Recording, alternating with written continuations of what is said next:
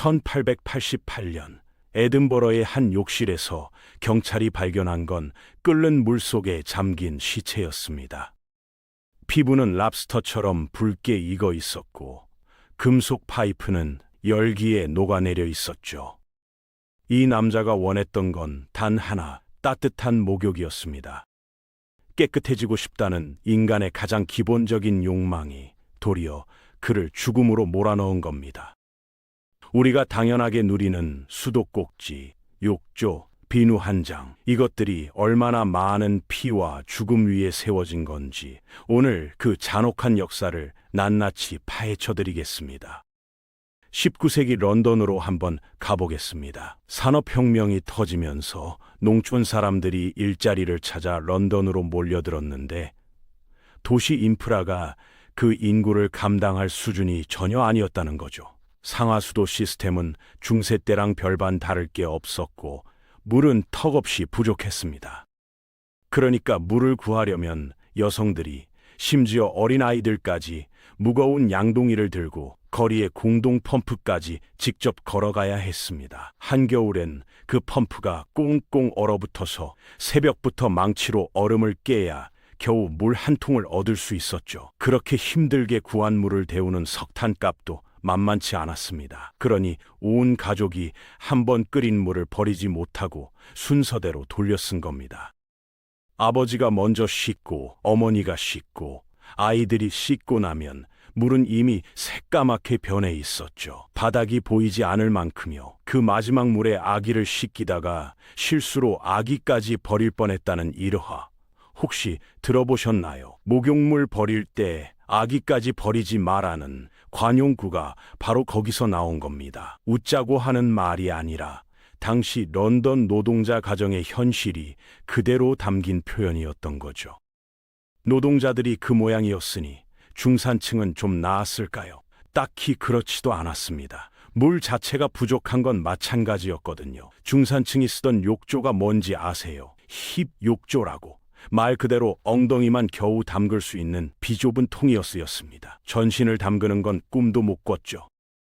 그나마도 목욕을 전담해줄 하인이 없으면 아예 포기하고 겨드랑이나 사타구니처럼 냄새가 심한 부위만 골라서 닦는 부분 세척으로 때웠습니다. 그것조차 일주일에 한 번 하기 힘든 사치였으니 당시 런던 거리가 어떤 냄새였을지는 굳이 설명 안 해도 되겠죠. 반면 상류층은 달랐습니다. 저택 다락방에 수도꼭지 달린 고정식 금욕조를 들여놓고 자신들의 부와 교양을 과시했죠. 그런데 그 수도꼭지, 현대처럼 자동으로 물이 나오는 게 아니었습니다. 하인들이 부엌에서 물을 펄펄 끓여 무거운 솥재로 다락방까지 수십 번 날라야 겨우 욕조가 채워지는 구조였거든요. 주인이 따뜻한 목욕 한 번 즐기는 동안 하인들은 몇 시간씩 계단을 오르내리며 온몸이 땀범벅이 됐습니다. 위생을 누리는 자와 그걸 위해 혹사당하는 자가 같은 지붕 아래 공존하던 시대였던 거죠.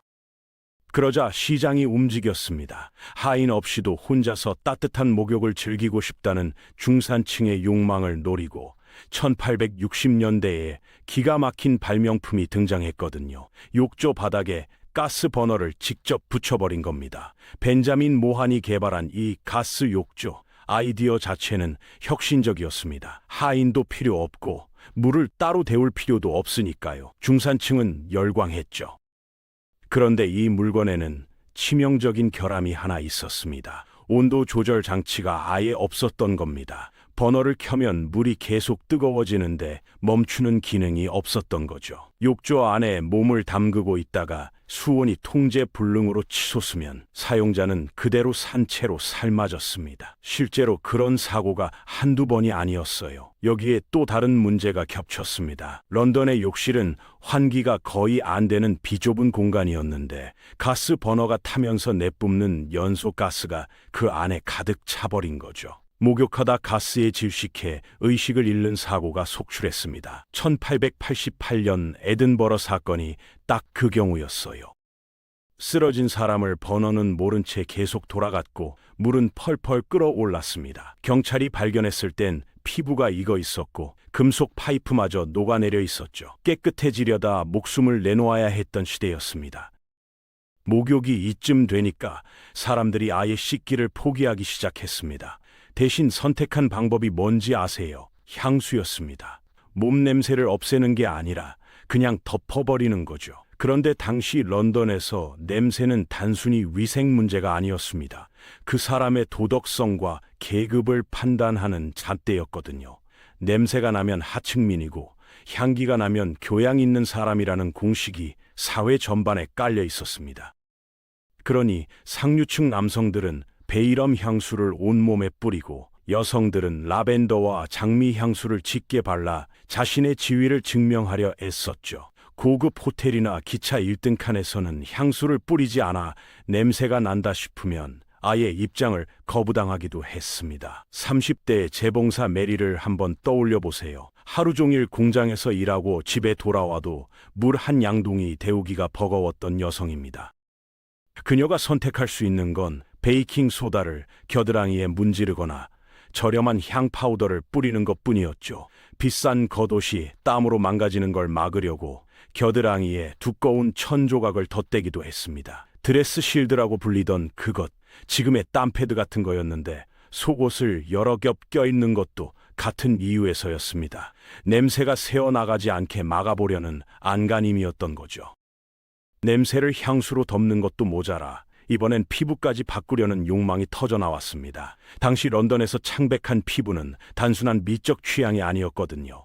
햇빛 아래서 육체 노동을 하지 않는다는 증거, 즉 상류층의 상징이었습니다. 그러니 너도 나도 하얀 피부를 원했고 시장은 그 욕망을 놓치지 않았죠. 등장한 게 바로 비소가 든 화장품이었습니다. 닥터 맥케지의 약용 비소 비누, 닥터 캠벨의 안전한 비소 미용 웨이퍼, 이름부터 그럴듯하죠. 제조사들은 독성 물질이 인체에 완전히 무해하다고 광고했고 사람들은 믿었습니다. 죽은 깨를 없애고 도자기 같은 피부를 원했던 여성들은 비소 웨이퍼를 과자처럼 먹고 매일 비소 비누로 세수를 했죠. 20대 초반의 엘리자베스를 떠올려 보세요.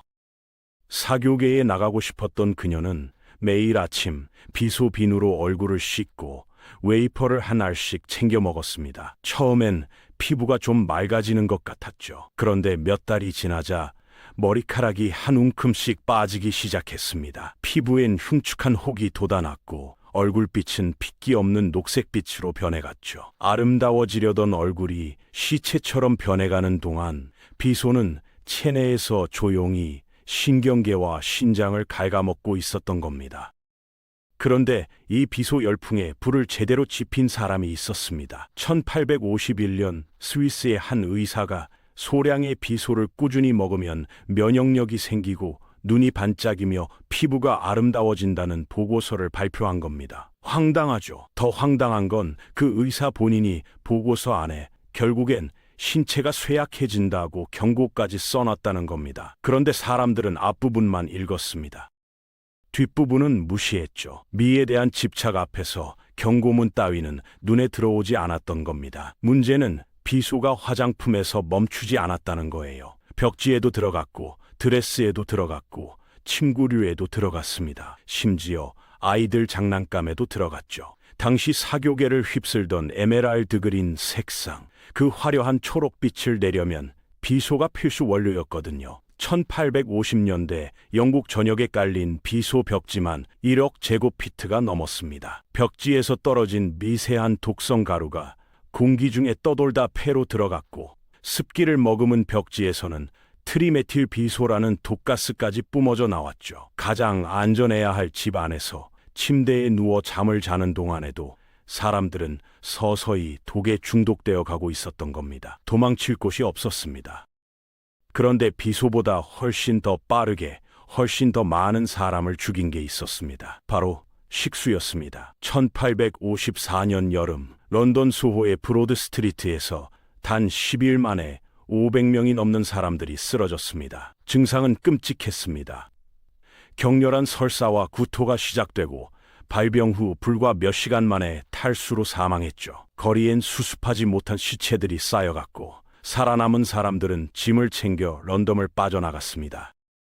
도시 전체가 공포에 마비됐죠. 그런데 당시 의료계가 내린 결론이 황당했습니다. 나쁜 냄새, 즉 독한 공기가 병을 옮긴다는 미아즈마 이론이었거든요. 냄새만 없애면 된다는 거였습니다. 의사들은 환기를 강조했고 아무도 물을 의심하지 않았죠. 그때 한 사람이 정면으로 반기를 들었습니다. 내과 의사 존 스노우였습니다. 그는 냄새 대신 데이터를 봤습니다. 사망자들의 거주지를 지도에 하나하나 찍기 시작했죠. 그러자 놀라운 패턴이 드러났습니다. 희생자들이 브로드 스트리트의 특정 공동 펌프 주변에 집중되어 있었던 겁니다. 냄새로는 설명할 수 없는 분포였죠. 스노우는 확신했습니다. 문제는 공기가 아니라 저 펌프라고요. 하지만 의료계는 들으려 하지 않았습니다.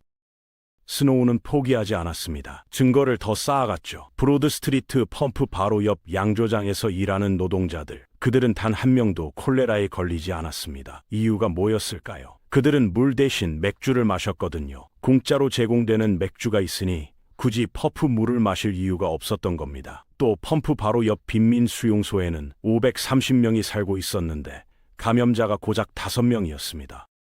이것도 이상하죠. 알고 보니 그 수용소는 자체 우물을 따로 쓰고 있었습니다. 공용 펌프를 쓰지 않았던 거죠. 반박할 수 없는 증거들이었습니다. 스노우는 9월 7일 지역 당국을 찾아가 강하게 설득했습니다. 결국 브로드 스트리트 펌프의 손잡이가 떼어졌죠. 주민들이 그 물을 더 이상 마실 수 없게 되자 감염자 수가 급격히 줄었습니다.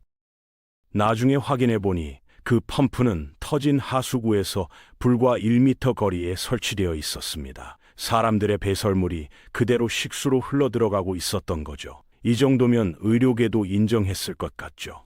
아니었습니다. 냄새가 원인이라는 주장을 굽히지 않았고 스노우의 연구는 철저히 묵살됐습니다. 진실이 받아들여지기까지는 더 큰 재앙이 필요했습니다. 그 재앙이 1858년 여름에 찾아왔습니다. 기록적인 폭염이 런던을 덮쳤고 템스강이 끓기 시작했습니다. 수십 년간 시민들의 배설물과 공장 폐수를 받아온 강이 폭염에 발효되기 시작한 거죠. 악취가 도시 전체를 뒤덮었습니다. 역사는 이걸 대악취, 그레이트 스팅크라고 부릅니다. 문제는 템스 강변에 국회의사당이 있었다는 겁니다.